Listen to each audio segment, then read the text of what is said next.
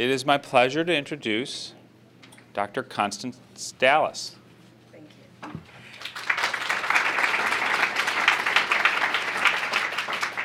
Good morning, and thank you for inviting me, Dr. Florson. This is really, it sounds like there's just so many exciting things going on in Milwaukee. And I'm from Kansas City, Kansas, so, I know that takes me back to exciting, everything's up to date in Kansas City, but I'm really impressed by, it sounds like you're right on the brink of some tremendous excitement, particularly with involving fathers and incorporating fathers here in Milwaukee. So, let me applaud you for leading the way nationwide. Okay, so let me start. Okay, what I'm going to talk about is a summary of recent teen female birth data, some of which has already been covered, the benefits of involving fathers, comparison of health professional and teen father characteristics, some relevant study findings and conclusions and implications, and some questions. Let me say that my background is nursing. I've been a nurse for longer than I'm willing to admit to over a microphone. And the reason that I got interested in this was because I was at a school-based clinic as a nurse practitioner in the Grand Boulevard area. And those of you who are familiar with the Chicago know that, at least during the time that I was there, it had the highest density of poverty in the United States. So I was there in DuSable High School in one of the first school-based clinics, and that's how I became interested in fathers. So of course, as has already been mentioned, there's a lot of state variation, regional variation in the birth rate for teen females, 15 to 19 years of age.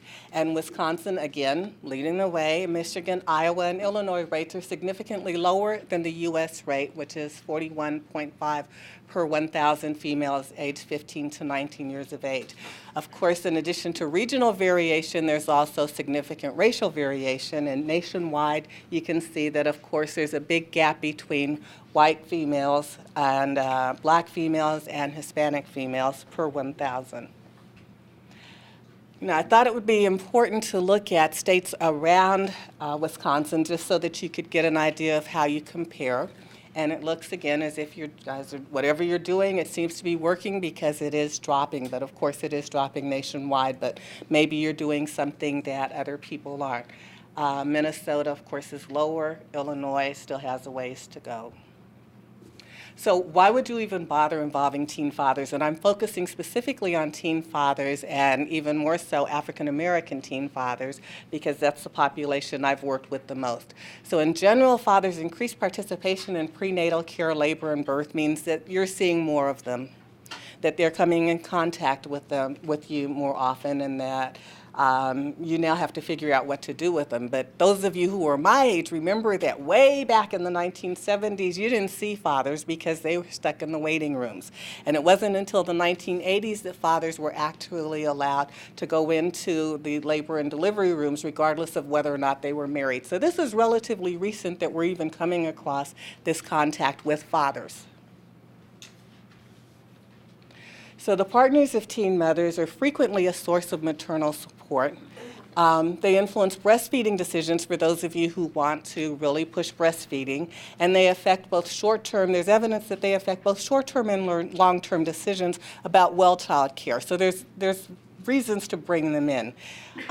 Teen fathers who are involved in their child's prenatal care often remain involved with their children after the birth.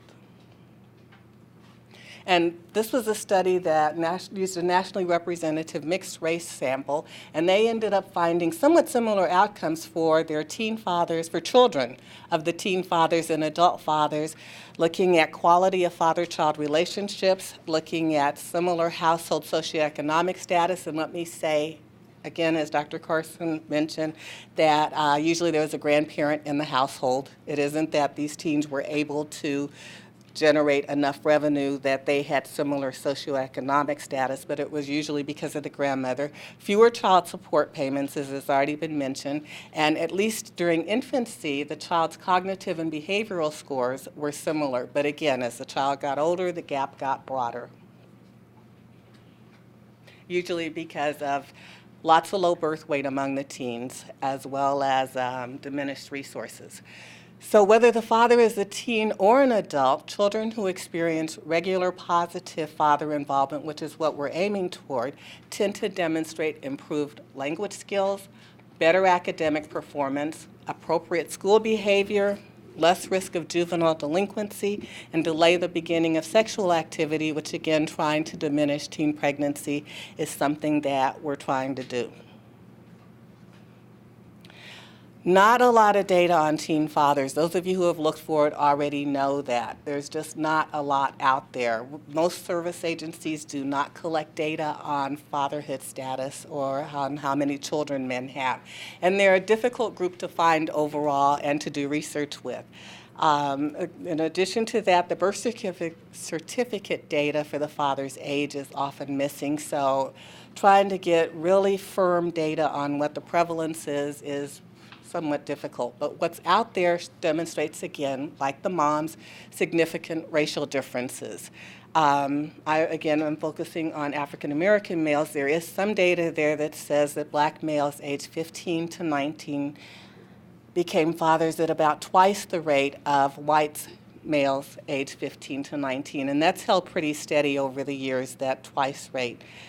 They are less likely than either unmarried white or Hispanic teen fathers to live with their children or to marry the mothers of their children. But again, the data that I have didn't follow up quite as long as Marcy's did, but the data that I had demonstrated that they were more likely to remain involved with their kids. And again, these are teen fathers.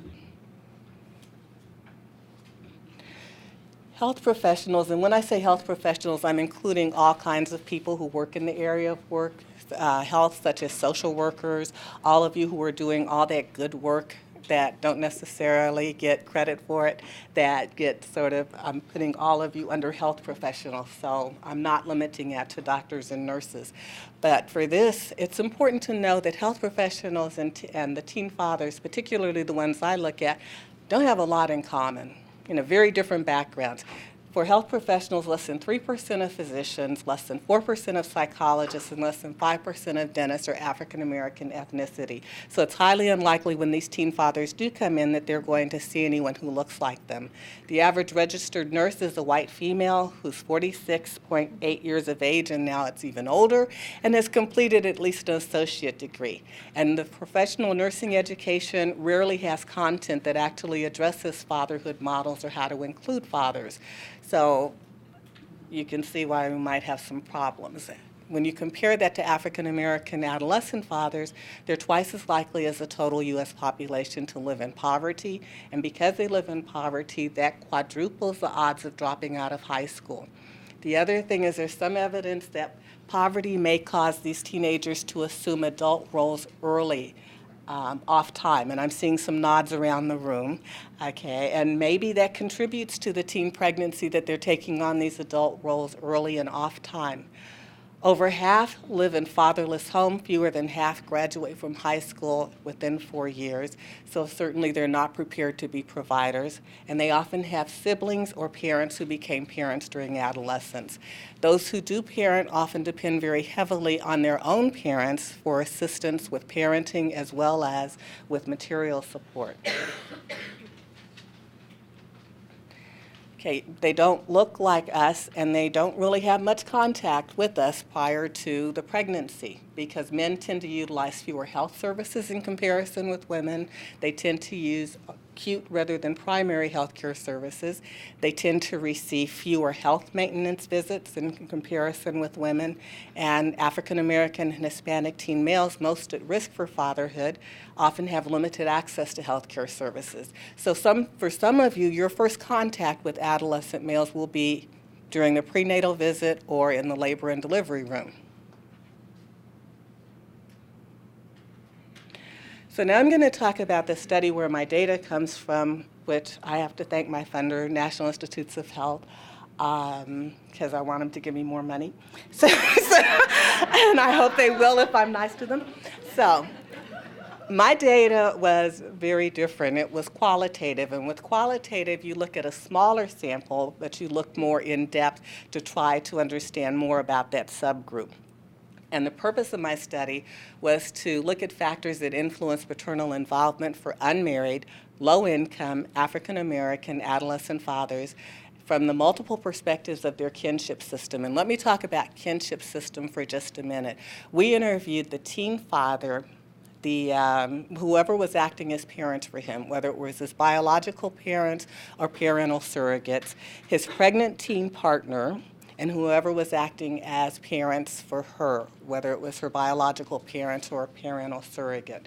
So we called that a kinship system, and the reason we called it a kinship system was because we didn't have a good name. If they were married, we could have referred to their in-laws, but because they're not married, we had to come up with a term because the population that I work with talks about the baby's mama's mama and the baby's mama's daddy, and that just didn't go over with reviewers. So it was much easier for us to come up with a term and call this unit of people a kinship system. Let me just point out that because they talk about their relationship to the baby and not to the couple, then when I talk about grandparents, I'm not talking about the teen father's grandparents. I'm talking about the grandparents to the baby. So the paternal grandparents are the teen father's parents, and the maternal grandparents are the teen mom's parents. Okay, so there were 24 sets of these, and just so that you have some idea of what they look like, they were 14 to 19 years of age, both the teen mom and the teen dad. Not well educated as you would expect at that time. One of the things I would like you to look at, though, is that there were fewer teen fathers in school than there were teen mothers. And I'm not sure exactly what that means, but we had more dropouts among the teen fathers both before and after the birth, and you're nodding, so that's been your experience as well. Okay, our paternal grandmothers, and remember that includes some non-biological paternal grandmothers. Pardon me, the average age was 41 years of age, and they weren't much more highly educated than the teen couples. We didn't see very many with college educations, and of course that's not going to surprise you, given that the average household income was so low. The maternal grandmothers also, about 40 years of age, less than a high school education, and we did find some grandfathers. That was absolutely the most difficult thing to do, was to get the grandfathers for a variety of reasons, some of which were that they didn't have contact with the grandfathers, some of which were they were incarcerated, some of them didn't want to be in a study that looked at fatherhood at all. So we were able to get 11 of them out of the group, and most of them were paternal, and they also, the average was not even high school. Okay, so we collected the data from 2002 to 2007, and I want to point out that we did individual interviews with each member of the kinship system, and we started with during late pregnancy. The girls had to be at least 28 weeks along, and we interviewed each person separately, interviewed them during pregnancy, usually late prenatal, when the baby was 1 month, 3 months, 6 months, 12 months. I used to be able to say this in my sleep. 1 month, 6 months, not 3 months, I'm sorry. 1 month, 6 months, 12 months, 18 and 24 months of age. And at that interview, we wanted to ask specifically, particularly since our funding was National Institute of Nursing Research, what contact they had with healthcare professionals. You know, when did they come in contact with them? Did they do anything to help them? Did they do anything that made it harder for them to act in the fatherhood role? And questions like that. And we have 24-month data on 24 of our 25 kinship systems. So just really quickly, for those of you with qualitative data experience, you take out what is relevant to your question, you code it, you look for repetition across ideas, you then generate higher order themes, hopefully come up with a construct, and then end up with a story that makes sense of all of this. So the perinatal experiences, now these came from interviews with, again, remember the entire kinship system, so these multiple perspectives. Many of the grandmothers weren't aware of whether or not the teen fathers had contact with healthcare professionals, so most of our comments are from the teen parents themselves. What came out of this was we identified 3 major types of interactions that the teen fathers had with these healthcare professionals during the entire study period. The most commonly reported interactions were supportive, and I was really relieved to hear that, which were interactions that supported the teen father by acknowledging, promoting his paternal role. There were 3 types of supportive interactions. They were providing information, providing emotional support, and providing material support. And I'll give you some examples. The people around the adult fathers who promote or inhibit his transition to fatherhood can do that by providing or withholding acknowledgement of his new role. You know, it's hard to get socialized to a new role if no one admits that you're in it. So providing information might help make the baby real for these African American teen fathers because, as was mentioned earlier, they often live apart from their pregnant partners and they miss a lot of opportunities to monitor the developing baby. So this is one of my favorite quotes because it's so teenager.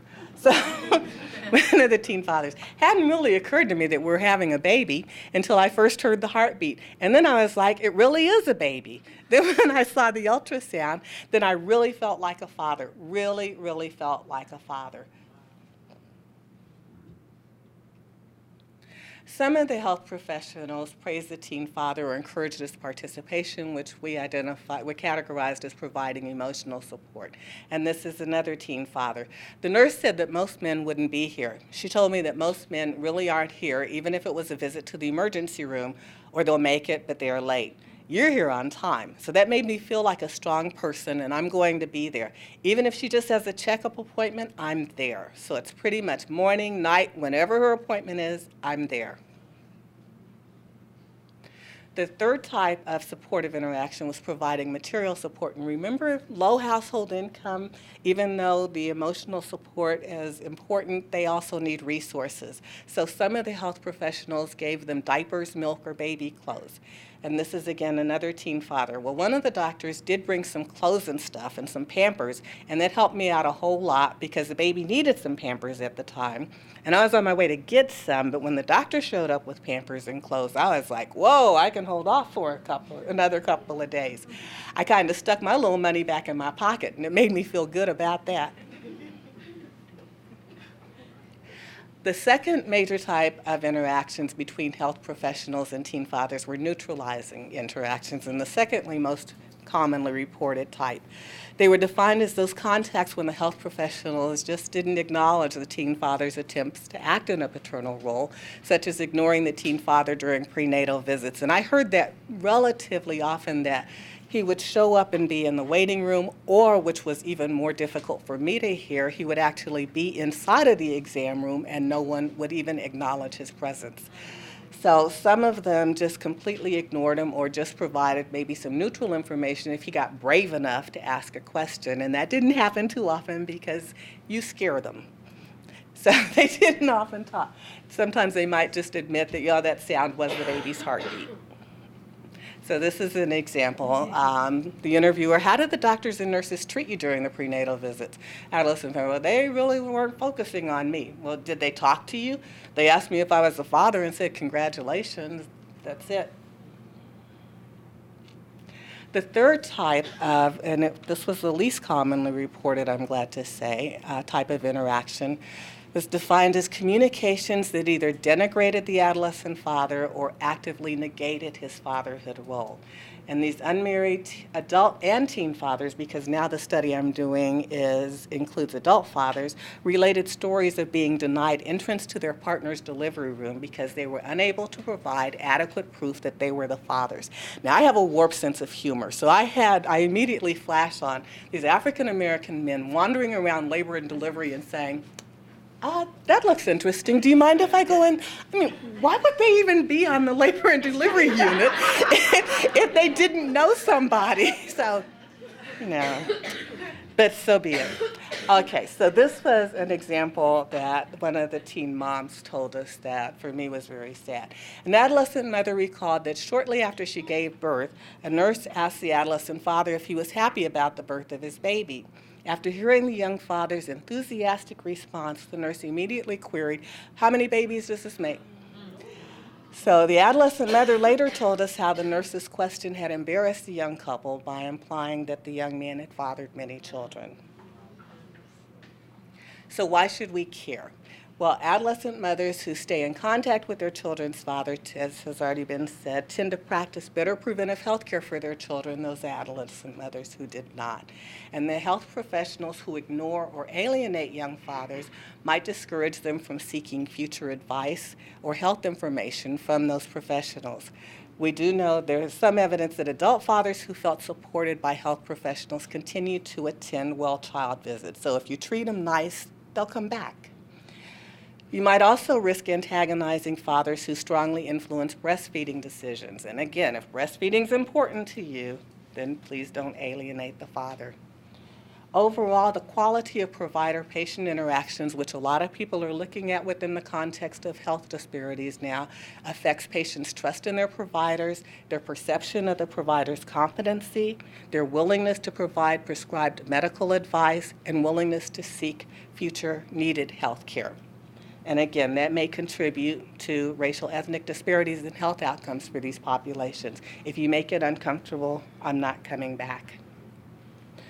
One of the studies looked at African American and Latina adolescent mothers in a hospital postpartum unit, and they were dissatisfied with their care when they believed that the nurses did not support and encourage the involvement of their partners or family members.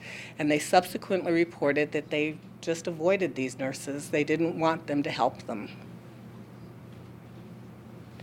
So health professionals have the potential, pardon me, to act as important resources for new fathers, to facilitate their transition to fatherhood, and to positively influence their views of the healthcare system, both for them and for their families. This failure to support teen fathers can also mean missed opportunities to improve their children's developmental outcomes.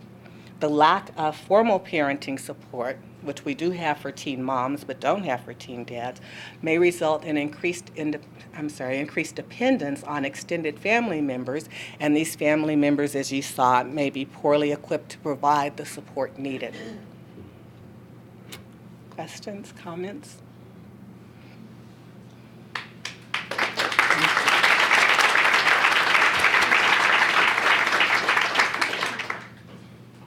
Any questions? Trying to get this to work. With this particular study that you did, do you all plan to continue to, check on them, check on the 24? We So, did. Oh, let go me- ahead. I'm going to ask now that I have this microphone. Is that working? No. Nothing works. Okay, I'll repeat it. Oh, really? Is that what okay. So I'm going to ask, when you ask questions, if you wouldn't mind standing and saying where you're from. Ooh. Hear you. No, not at all. And saying your name, too. Absolutely. Good morning, everyone. My name is Charlene Moore. I'm from Urban Underground. I work with a lot of young people. And my question was, do you all plan on continuing the study with the teen fathers? Because the information you gave was, I had no idea being on this side, but it was really Thank you. profound. Yeah. Thank you. And we actually did finish the data collection in 2007, and of the 24, 14 stayed involved. We're still involved at 24 months. Yeah. Thank you. Other questions? No?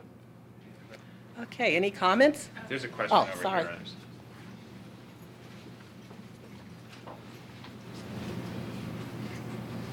My name's Heidi. I'm a social worker at the Southeast Center at St. Joe's. I was wondering if you had any suggestions or what your experiences have been with hospital policies that really do discourage or really are barriers, especially teen fathers, staying overnight and participating in a lot of that newborn care during the postpartum period.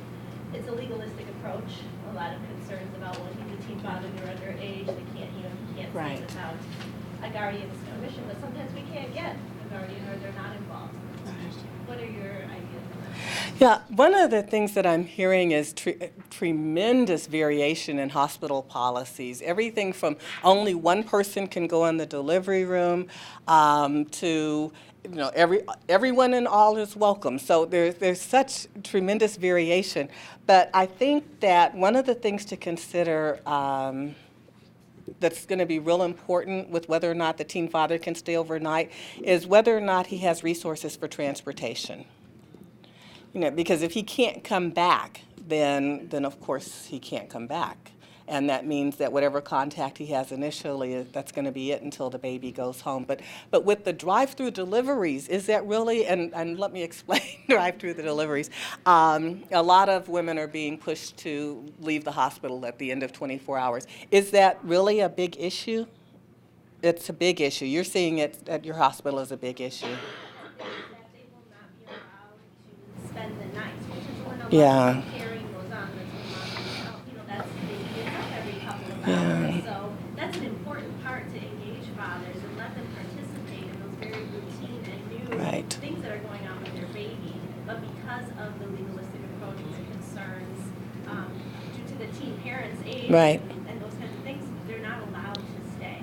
Yeah, and this is just off the top of my head, so it may not be useful, but one of the things you might want to do is to share with them some of the research that talks about decisions for long-term care for the child and the family, how fathers might influence that. And hospitals do pay attention to money. And they might be willing to have a conversation. The other thing is to find out what specifically would they need from the teen father or from his parent to be able to allow him to stay. And when we've asked that question, the things that they need to have either they need mom and dad's parental permission to allow him to stay. And when we're in situations where the teen parents aren't involved, Of course. dad isn't allowed to be there. Will they let them take the slip home for signature? I'm not suggesting anything. Yeah, we need to be creative. I was just curious as if there is any information or if anyone else has any experience with Yeah. ways around this. I know, hospitals obviously are looking out for Yeah. protection and interest, and I understand that, but how do we come to a good solution that makes hospitals feel comfortable with the decision to allow the father to stay? The other thing is if you can get them to come to prenatal class, then maybe you could start the signature procedure during prenatal classes. Well, I have a comment about this, and I haven't heard much about this, and I think it does vary from hospital to hospital. And I think, it's one of those situations where you have essentially the lawyers make the decision about these sorts of things. That's my guess in terms of what the liabilities are. But it's exactly this conversation that's happening. Yeah. So it's the ways in which we, as advocates and experts in the area of father engagement and involvement, may be able to tell the other side of the story in ways that the lawyers for the hospital they're not thinking about that. Now, will that change their minds? Maybe. Will it change the policy of needing two signatures? That can't be the case, that you really need two signatures. So there's probably some wiggle room. But it's an important conversation to have. Yeah. And my guess is it's not happening at that level. Harold Davis, the City of Milwaukee Health Department. My question, for these teen dads, was there any issue that came up related to birth certificates and things like that? Oh, I'm so glad you brought that up. Do you know, remember it was longitudinal, and we asked at every single visit, did you sign the birth certificate? To our astonishment, the answer changed over time. That was your experience? It was amazing. What we found was if the father remained involved with the child, whether he said he'd signed it at the beginning or not, then he said he had by the end of the study, which was really surprising. Once they felt confident, but the whole idea of confidence in paternity was massive. Absolutely massive. And that's where the grandmothers really paternal grandmothers played a big role. If they weren't convinced that this was their son's child, then they were not willing to commit their resources. Yeah, there was a big issue. And I have to say, if a 15-year-old girl told me my son was the father, that's a lot to trust a 15-year-old girl about paternity. She'd have to be wearing a halo.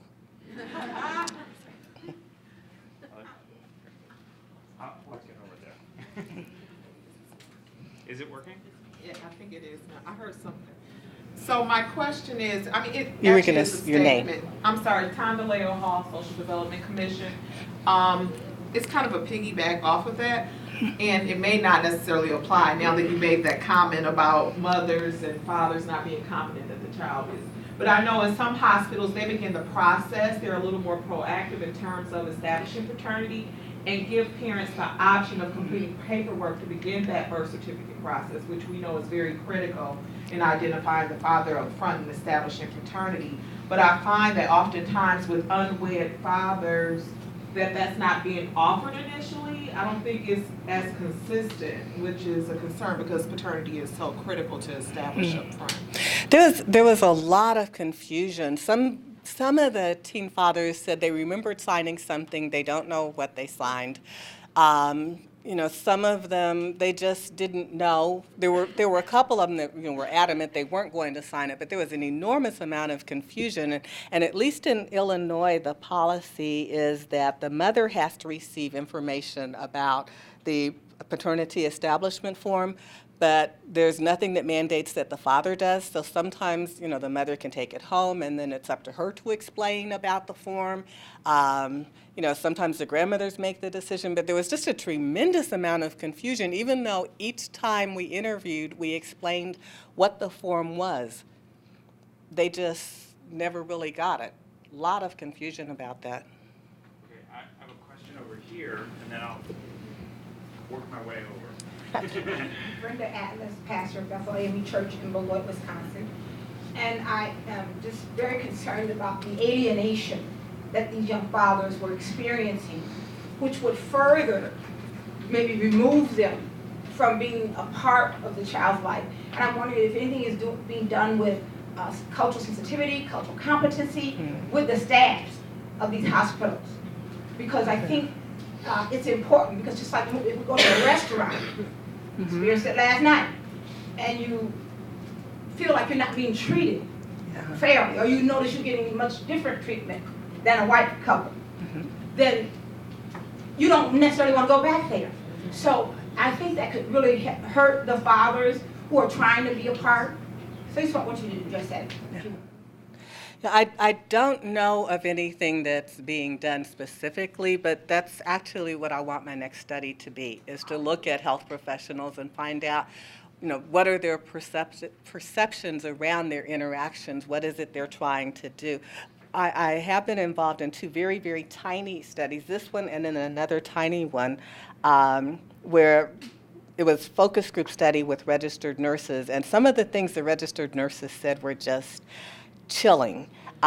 These were all registered nurses. There were only 24 of them in a focus group, in these focus groups, and they said things like they tried to talk the teen mother out of giving the father permission to go to the nursery because he was going to leave anyway, and what was the point?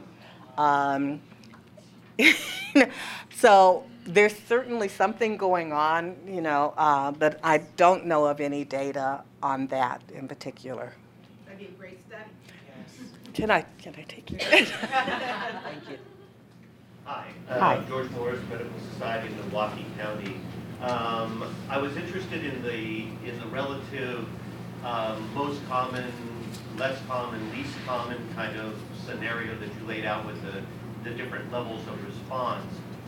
We formed a health literacy collaborative here, and one of our projects is aimed towards finding out what fathers need to know and doing prenatal classes, working together with a structured prenatal class, and also in applying that to healthcare professionals, initially with medical residents, to actually have a bi-directional communication assessment, so that we assess what the fathers learn during their empowerment sessions, but also what the healthcare professional has been successful in communicating. We plan on extending that out from the medical professionals also to nursing staff and other staff that might come in contact, such as social workers. But what were your relative things? I mean, proportionately, was it 60% supportive and 20% neutral and 20% negative? Or I know it's qualitative, but just give me just a general sense so I can use it in future grant applications. I hate to tell, I don't remember. I really don't remember. It might be in the article that Dr. Florsheim has been kind enough to put in there, and I hope it is, the percentages. But you have to remember, I didn't focus a lot on numbers because not everyone had a story. You know, some answers were just, they didn't even know who the health professionals were. And many of the females got called nurses just because they were females. So people didn't bother identifying themselves. And so they got, the men got labeled, the men got labeled I'm so sorry. The men got labeled physicians and the women got labeled nurses. And again, nobody bothered identifying themselves. So that's kind of shaky as well.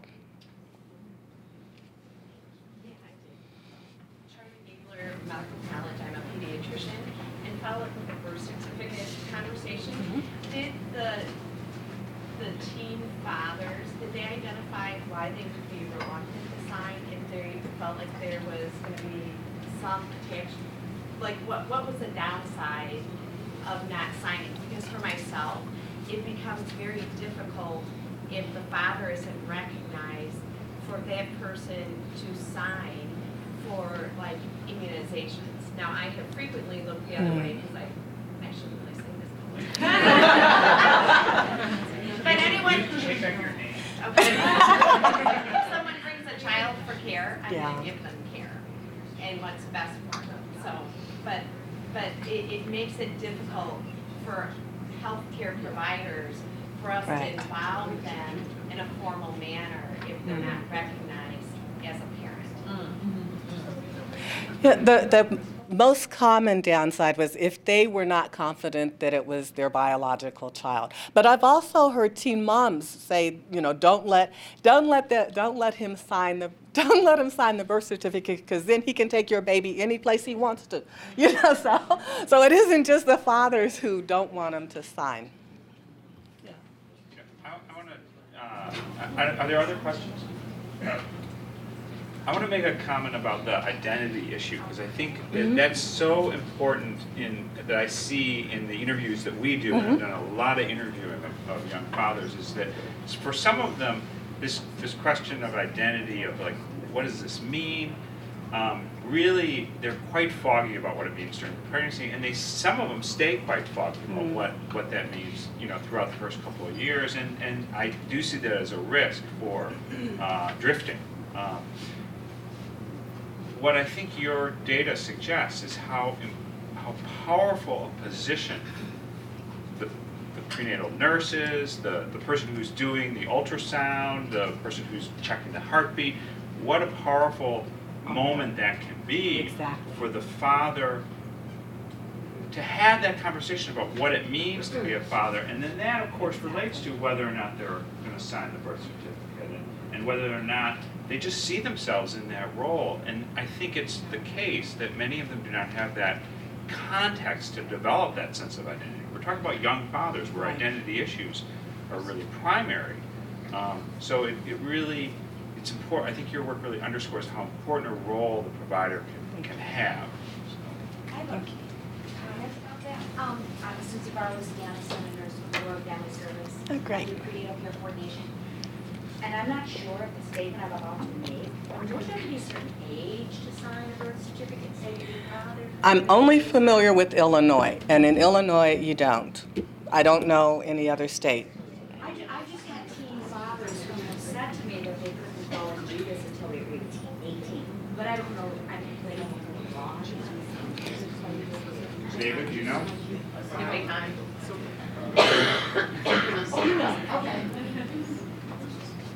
That's another barrier for teen fathers in the state of Wisconsin is that they cannot sign the voluntary paternity acknowledgement form unless they're 18. So they actually have to go through the court process of DNA. Wow. So it's just an extra barrier. Yeah. Yeah, in Illinois you can sign because it specifically says that on the back of the form that you do not need the consent of a parent or guardian to sign. But it's up to the state's, it's the state's decision whether or not they enforce it, when they enforce it. And I wanted to say David Payton. One thing I want to say about they call them I'm doing some research right now. In the field, they call it the blue form. And so when We can't hear you 1 minute, they can't hear you. I can holler. Good morning. The one thing that I do is I do talk to a lot of men in the country about the blue form or the paternity acknowledgement, voluntary acknowledgement form. In terms of birth certificates, no one can sign a birth certificate in the country until they are age of emancipation, where they're 18 or older. How does that state decide you're of adult age? Now, the one thing about the voluntary acknowledgement form is connected to child support. Right. And so, for many reasons, these young men are not being told, they're not being told due processes about what you're signing. They don't. Now, I'm not saying that I tell those men not to sign it, but I do say to a lot of men in my research, you need to verify that it's your child because it can have a lot of consequences that could hurt you and your family down the road, where you could have been very much involved with your child, but now that there's other systems involved in your life, it could have other consequences. And oftentimes, this issue of due process is not something that's fully explained in the hospital when these men are very excited to say they want to be involved with their child, but they don't know that they're signing a very legal, affirming document that can have some major consequences. And there's been a lot of false paternities because of this voluntary acknowledgement form. And Milwaukee was one of the cities they found 35% of those forms were not the father of the child. That child had nothing to do with this pregnancy. But because he was in the room and he was the new girlfriend's boyfriend, he was excited to sign it because he wanted to maintain a relationship. So I guess what I'm saying, and Constance, thank you so much for your presentation, I really appreciate it. It's just that I think in my discussion later with Marcy, with Dr. Colson, we will talk more about different policy issues and how they affect young men. But this is something I've been very concerned about for the last 15 years of my work with child support and young men in particular, with how I've been studying it. And even as of a year ago, I was involved in a Supreme Court case that looked at this issue of due process and how it's a big issue for young men and men, period, when it comes to child support and what harm it really does cause for further involvement because people don't know what they're really getting into. So no one can sign a birth certificate anymore until paternity has been acknowledged. Nobody, unless you're married, then you're assumed to be the father, whether you're not the father or not. That's English court law. But that's the only time you need a birth certificate because of the 1996 ending welfare, against Peror. Because of Peror, they've changed that you cannot sign a birth certificate anymore until paternity is acknowledged. Period. You know, there's also something to be said, and thank you for your comments about the procedure. And I would ask you, as a nurse, I've learned that all kinds of people approach these fathers to sign the certificate, and sometimes they're not at all familiar with what it is they're having. You're nodding. Yeah, some of my colleagues in the College of Nursing have especially the nurse midwives, they didn't know what the forms were. They just had been told that make sure you get the father to sign this. So they never, they're busy. They didn't think that this was important. So it's not just the wonderful comments you're making, it's also the procedure. Okay, we have time for one more question, and then we're going to break for 15 minutes. Is that, am I getting that right, Megan? Yes. I just really have more comments. I'm LaShondra, United Way to Healthy Birth Outcomes Coordinator. Great. One thing I want to bring up that's really important that really pertains to the discussion around maternity and maternity. The struggle of the burden of proof now being on a teen mother as well. So as much as I believe it's a very important issue for us to work with the fathers and get them engaged and not have them, because it's true, there's a lot of cases where they have not been a father. But at the same time, what are we doing as a community to address not having that burden of proof being on a teen mother again? So we've got a balance issue that here especially, we've really got to look at, and I know we're going to talk about it more in other groups, so I'm not going to take up everyone's time on it. But I just wanted to bring that back up for the balance of the issue, because both sides are dealing with a burden of proof that many didn't ask for. Thank you. All right, thank you very much. I want to again remind you that you can write down questions write down thoughts, put them on the board, and that will help generate discussion. Although we seem to be pretty good at generating discussion, which is nice. Thank you. So take another 15-minute break, and we'll be back here at 11:30.